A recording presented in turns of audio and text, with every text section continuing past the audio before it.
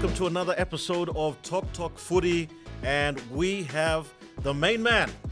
He's come all the way from Brisbane, Andrew McCullough. Man, how are you? How is things? Mate, it's been unreal. Last few days have been a whirlwind, but super excited to be here. Thanks very much for having me on, mate. It's it's a pleasure. Thursday we got in on the 21st of May. You know, when we were talking about it all the way back in January, and we had the coffee in Brisbane, and then we were saying, let's get some dates together and make it all work. You know, I still pinch myself, Macca. You know, like you're a NRL star, 300 odd NRL games, professional NRL games, 246 of those were with our beloved Brisbane Broncos.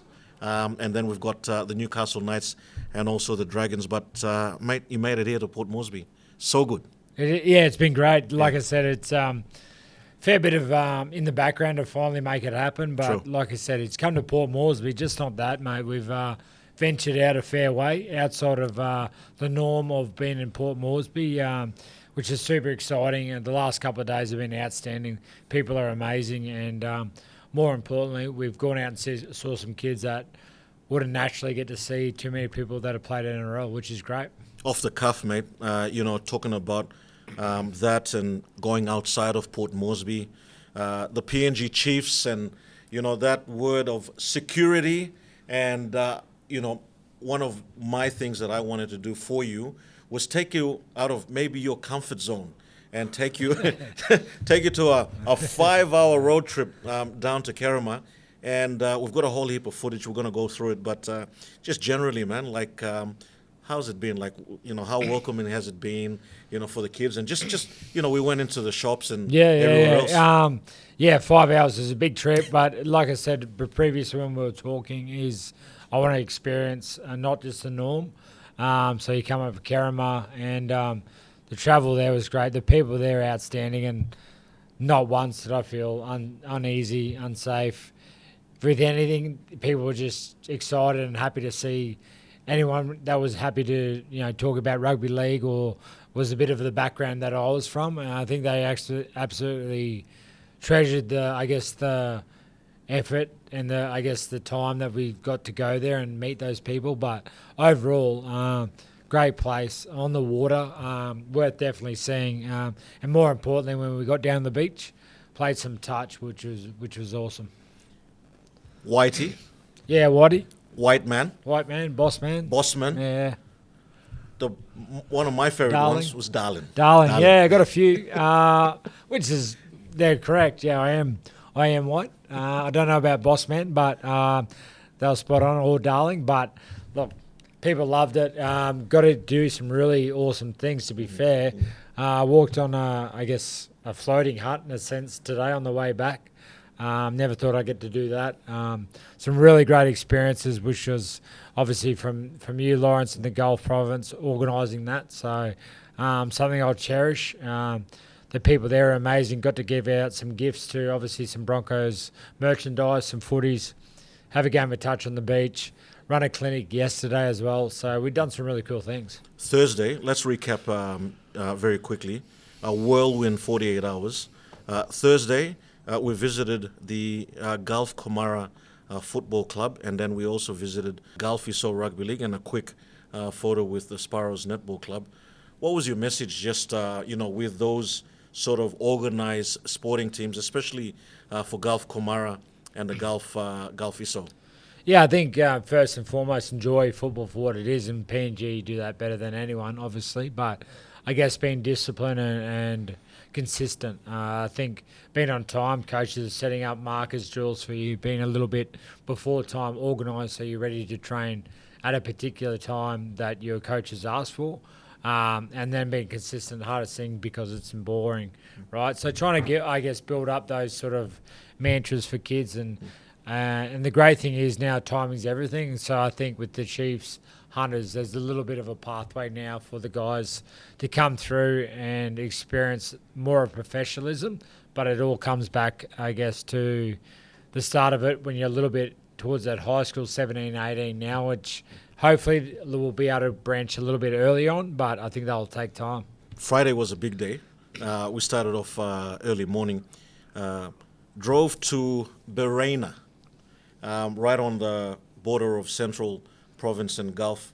You gave some merchandise away there. It's good to sort of see like sort of the country and people that don't really sort of know a bit of rugby league and to give that out as well. Yeah, exactly. A little bit of gear. I think, yeah, like I said, it's a great experience for me. The different landscape, the different type of people, in terms of the way they are in the shape and sizes, which is quite surreal for me, really. But yeah, like I said, going through there, seeing some of the, I guess, the environments they live in, they love football. It's absolutely insane what they do to get a football, a bit of football merchandise, as you said. So handing that out was really special because what I take for granted for my day-to-day life is something they'll cherish. We then drove to Malalawa, had a clinic there. We had a group that was around 30. Whilst the drill was going on, it went up to about 100. Yeah, it started out, the line started to go a little bit further back, which is great too. Like I didn't care at all. Got some footies, do some drills, and like you said, we capped at 30, 40, but more the merrier. And like I said, the opportunity for those kids to just come and have some drills, have some fun.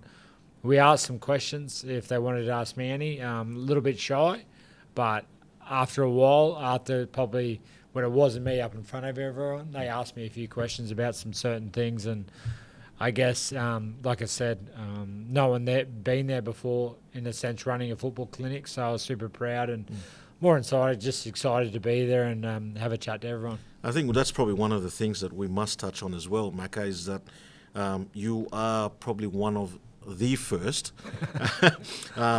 whether it's past or present, NRL sort of still active. The lot. Yeah, in a way that they can still recognize you for you to go down and run these clinics. And probably one of the highlights, I think, of the trip was just playing some footy on the beach. Pariva Beach. Pariva Beach. It was unreal. We just randomly happened. We had a little bit of a time to kill before dinner. Thought, let's go down to the beach and show me around, which I absolutely love. We got down there and some kids were playing touch on the beach, and all shapes, sizes, genders, the lot. It was awesome. Absolutely loved it. They had some really good skill too. Not just the guys, the girls were outstanding for what age they were and what they were able to do. It was just fun and relaxed, and to be honest, the environment was awesome. I think it was really good afternoon, night down there on the beach. And where they live, if you could put that in Australia context, would be worth 20, 30, 40 million dollars. The landscape where they live is priceless, and those kids are absolutely outstanding and had a ball, and that's what it's all about. I think just going down and having some fun. And for us, obviously, the long drive and just sort of sitting there and soaking it all up. Like you said, it was $1 million view. Oh, it was, yeah, definitely. It was literally on the beach. Their huts were on the beach. Go down and play touch, go back. Hopefully go to school as well, which was a bit of the messaging that we're trying to get across. But overall, just want to enjoy the footy. And we left a few footballs there as well. So hopefully they can continue playing footy. The next morning, we then had breakfast. We did actually go down to the beach again, breakfast.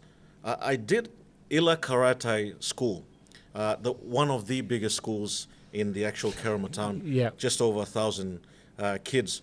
Now, the schools, the sports teacher there, Susan, runs the rugby league there, and so they were going to have their presentation during the week. I called in and said, hey, we're coming on Saturday. I said, okay, presentation, everything's on hold. We're doing it on Saturday. I knew that we would have a crowd. Yeah. I said, yep, it'll get a bit busy.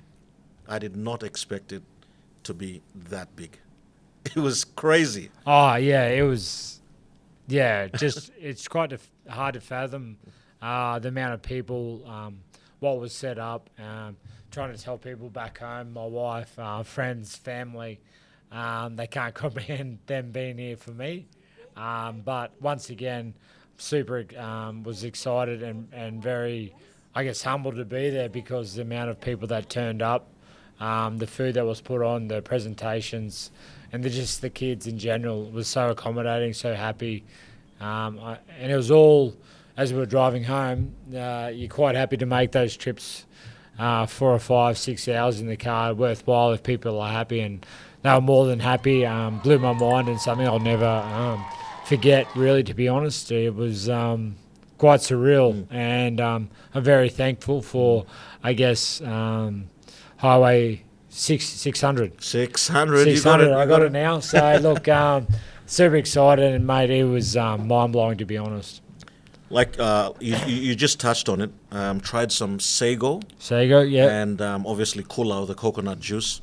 How was that? Yeah, it was good. Yeah, it was reminded me of banana bread, actually, a little bit of banana bread. So if anyone back home understands that, it's just probably a bit thicker than banana bread, and probably add honey or butter to it. But it was unreal, and to them offer that to me, I was I was very thankful for that, and it was just a crazy day. It was from the vision, the people there was quite remarkable. Sago is just a staple food for us in the Gulf Province. No matter what, we have that breakfast, lunch, dinner. You know, if nothing else works out. The other thing that we needed you to try, absolutely go to Kerama. You must have sago. The other one was the green gold commodity. I'm talking about betel nut. Oh, yeah, I did. I tried that. Took a while for the boys to explain how to do it.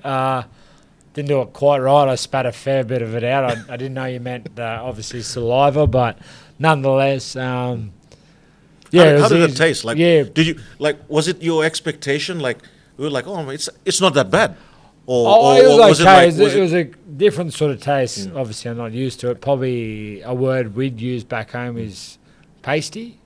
Pasty in the mouth, a little bit different.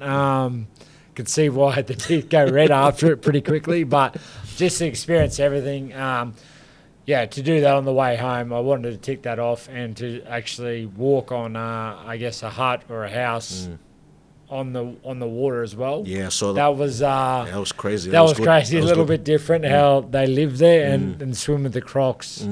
Blows my mind, but the guy we were talking to said he has understanding. They with have the some understanding. Understanding with the crocs, which is well and good. But I think if Whitey or Bossman got in the water, they'd be right at you.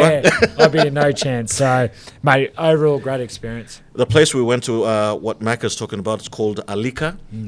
It's what we call Last Mekelle. It's sort of right in the border of Gulf and Central, and they were very welcoming. You were asked to go across, and just did that. But amazing, absolutely amazing. And then we drove back very quickly. Highway, would you do it again? Oh yeah, 100%. It was the experience was great, and some. I think obviously yourself, Lawrence, setting that up. All the guys that have made it happen, all the staff here have been absolutely amazing. Made it feel safe, secure. Had some fun. Had some drinks, some food.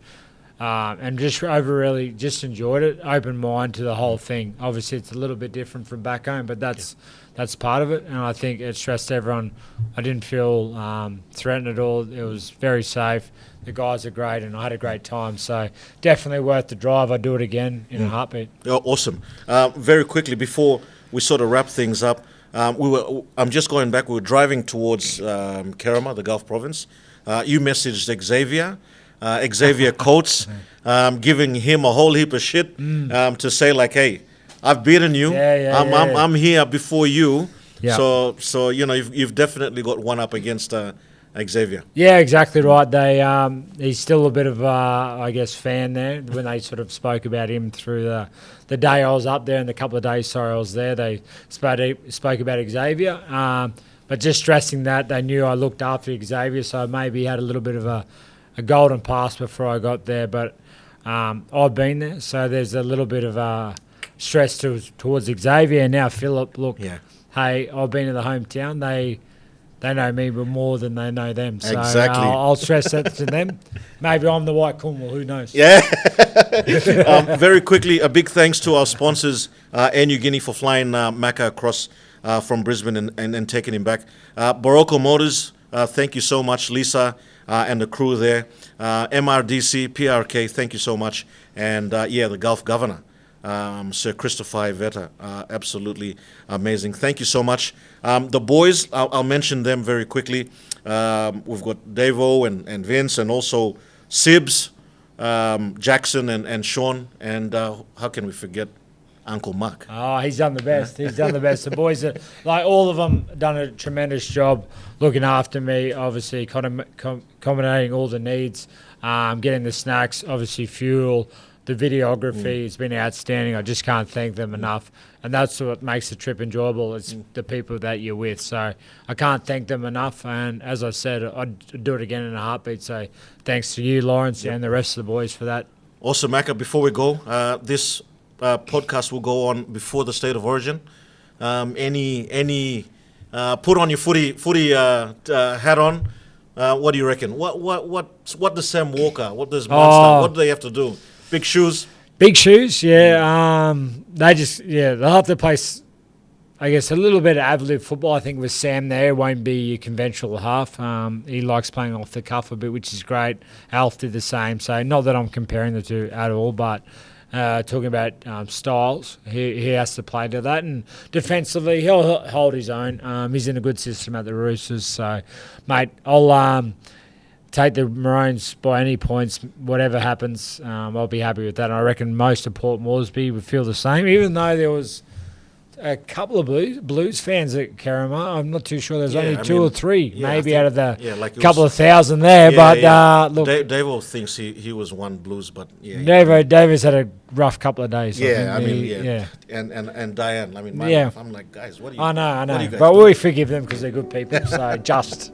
But Maroons by any points, mate. Mate, looking forward to having you back here in Port Moresby. Loved every bit of it. I'm still kicking myself that we got the Andrew McCullough here in Port Moresby. But hopefully we can do it again. Yes, thanks again, Lawrence. Let's hope, fingers crossed, October time we can get something more done. Looking forward to it. All right, there we go. Andrew McCullough there with the wrap on our weekend. Talk Footy. We're going to do it all over again. It's been an amazing 48 hours, and hope you enjoyed that one. This is Lomo signing off right here on TOKTOK Footy. Boom!